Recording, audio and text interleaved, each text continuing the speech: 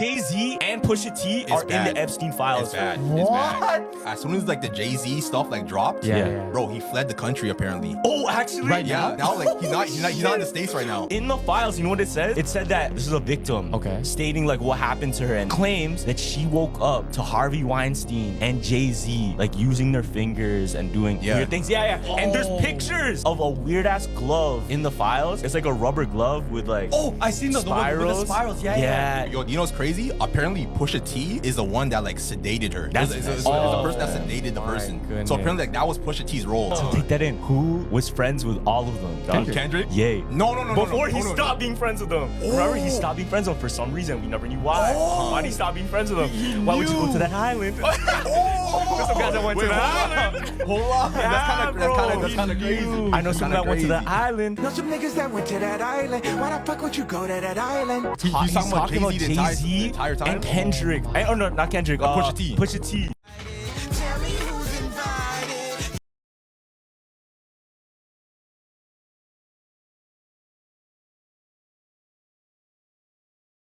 Realized like they could have just switched the medication and I wouldn't be here. And on the news they would have said it was because of a mental issue, right? I ain't never been back to the hospital since 2015, but every time they say I'm crazy, it's just when I'm saying the truth. So what's the crazy part really? What's the crazy part really? They can control LeBron James. They can control Jay-Z and Beyonce. But not you, man. But they can't control me. Ever since the e-files were released and it's been revealed that Jay-Z is in them, 50 Cent has not let that go. And I'm not saying that that's a bad thing. I think people need to keep on talking about it because we're not talking about it enough. When the files were released, 50 Cent posted this to his Instagram. Damn, they got Jay-Z in the e-files. I got to do a doc on this. Just today, 50 Cent posted this picture of Jay-Z as the Predator in Alien vs. Predator, the movie. You can only infer why he did that. Well, I'll tell you why. In this excerpt that's from the files, it said that the victim woke up and Jay-Z and Harvey Weinstein were there. How she woke up because she was abducted and rugged, if you know what I'm saying. The victim also said that she was at E's mansion in Florida. So y'all can just read in between the lines with that and decipher it as you may. I feel like we're just not talking about this enough.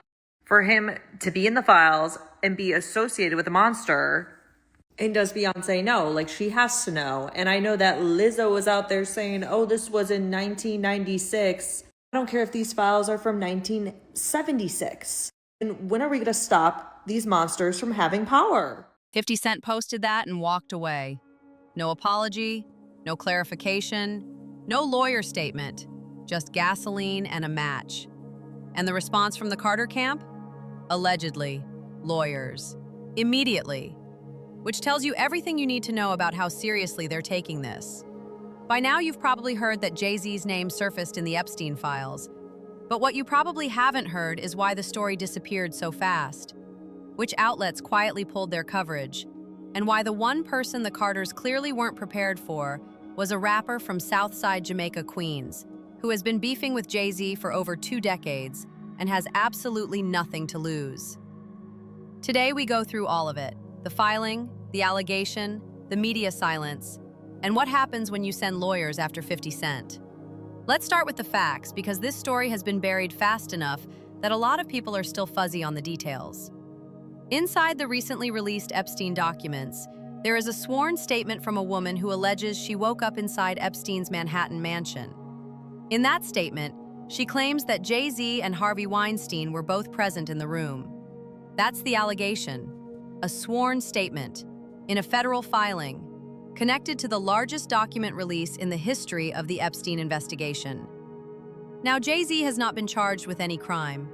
His legal team has denied the allegations and called them false. And it's important to be clear, being named in a filing is not the same as being convicted, or even formally accused by the DOJ. But here's what matters for this story. The allegation exists, it's in the public record, and the way the Carters responded to it tells its own story. The FBI just dropped 3.5 million files, and it is incredible. Huge bombshells about some of the most powerful people on the planet. I can't believe they let some of this stuff out. I mean, it is... Wow. Actually, huge wow. A massive batch of Epstein files just dropped in hot, fresh off the battle bus here from the top turnbuckle out of nowhere.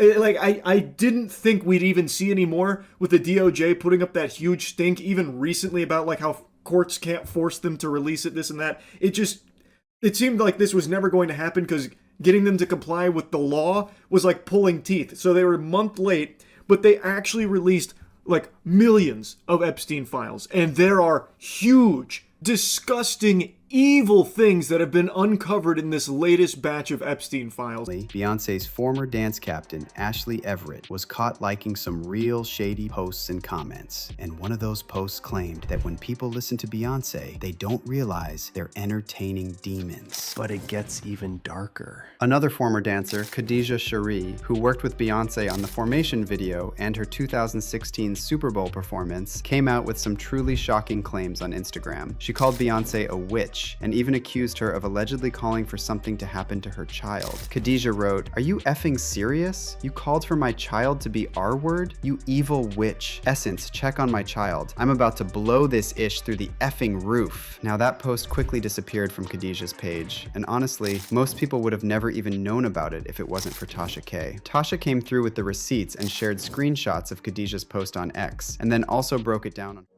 When the DOJ dropped over 3 million pages of Epstein documents in January 2026, the coverage was wall-to-wall. Every major outlet was racing to pull names, cross-reference flight logs, and break down the connections. Until Jay-Z's name came up. Then something interesting happened. TMZ didn't touch it. People didn't touch it. Complex didn't touch it. Billboard didn't touch it. And according to multiple sources online, the Shade Room, one of the most plugged-in celebrity gossip accounts on the internet, quietly deleted their post about the filing after it had already started circulating. Now, we can't verify every outlet's internal editorial decisions, but the pattern is hard to ignore. In an era where celebrity gossip spreads in minutes, a sworn statement naming one of the most famous men on the planet inside the most talked-about document release of the decade somehow didn't make the rounds. Ask yourself why. Rolling, everybody, quiet. Let's turn off Robert for this one. Let's roll video.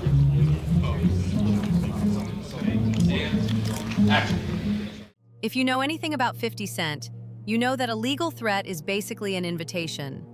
This is the man who turned a beef with Ja Rule into a decade-long campaign, who documented Diddy's alleged crimes before federal agents showed up at his door, who has built an entire second career out of refusing to let powerful people think they're untouchable. So when word got out that Beyonce allegedly had her legal team contact 50 to warn him off posting about Jay-Z and Epstein, the result was predictable. He posted again. He hinted that Beyonce might want to reconsider her approach. He shared an AI-generated clip of himself with the caption, "I smell beef and popcorn." And he floated the idea of putting together a full documentary on Jay-Z's alleged Epstein connection, modeled on the same approach he used with Diddy. And that last part is what should have the Carters genuinely concerned. Because 50's Diddy documentary didn't just rehash what was already public. It surfaced things, receipts, footage, testimonies, that most people had no idea existed. Things that ended up feeding directly into a federal case. If 50 decides to go that route with Jay-Z, the question isn't whether he has the platform. He clearly does. The question is what he finds when he starts pulling threads. When Jay was going after B was a very young woman.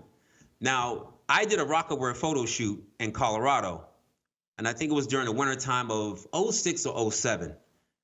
And Naomi Campbell was there, actress Jamie King was there, Jay was there, B was there. And he rented this house, and we were supposed to do this rap party for this photo shoot.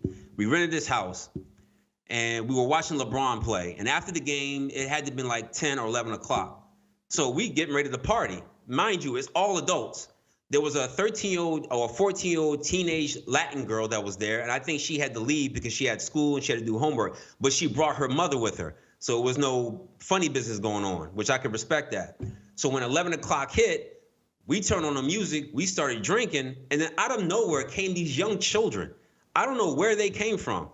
for a rap party at 11 o'clock at night, drinking loud music and us dancing wild. Like, I don't know where these kids came from.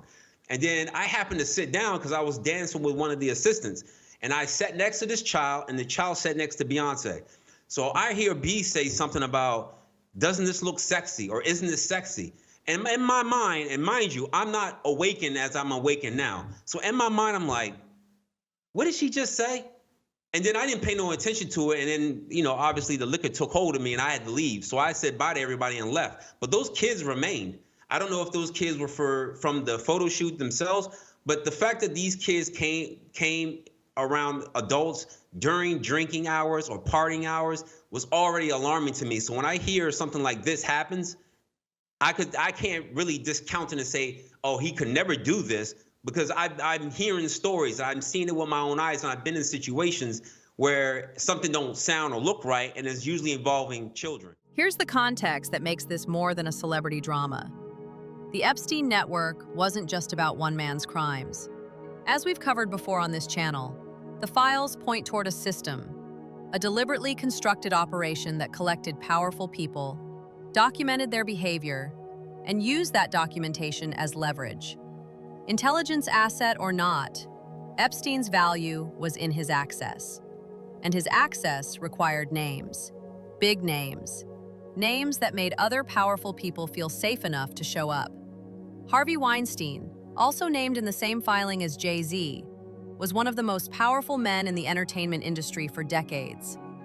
His name appearing alongside Jay-Z's in the same sworn statement isn't a coincidence. It's a data point. And the fact that both names appeared in documents the DOJ took years to release, in a case where no new arrests have been made despite 3 million pages of evidence, is a reminder of how this system protects itself. Epstein is dead, Maxwell is serving her sentence, and everyone else is still walking free. Let's be honest about what's happening here strategically. The Carters are two of the most powerful brands in the history of entertainment. Combined net worth estimated in the billions, industry relationships that span music, fashion, film, and sports. When something threatens that empire, the first move is always the same. Contain it, discredit it, make it disappear quietly. And for most threats, that works. Because most people have something to lose. 50 Cent doesn't operate that way. He's already been through bankruptcy, a decade of industry beef, and a high-profile legal battle. He built his entire brand on the idea that he can't be intimidated. Sending lawyers at him isn't a deterrent, it's content. And here's the uncomfortable truth for the Carters. In the post-Epstein files world, the public's tolerance for powerful people using legal pressure to suppress stories has hit an all-time low. People have watched what happened when Epstein's connections tried to stay quiet. They've watched what happened when institutions looked the other way. And they're not in a forgiving mood. The days of making a story disappear by throwing money at it may be running out. Jay-Z has not been charged with any crime. The allegation in the Epstein filing is one woman's sworn statement, and his legal team has denied it. That context matters, and it should be part of how you process this. But here's what's also true. A sworn statement exists in a federal filing. The media largely looked away, and when the Carters tried to silence the one person willing to talk about it, they picked the wrong target. 50 Cent has been here before. He made a documentary on Diddy before most people believed the allegations were real. And now he's saying he wants to do the same thing here. Whether or not he follows through, the fact that a story this significant is being driven by a rapper's Instagram posts, rather than investigative journalism, tells you everything about who's actually doing the work of holding power accountable right now. Drop your thoughts in the comments. Do you think 50 actually makes this documentary? And do you think the full story about what was in those Epstein files will ever come out?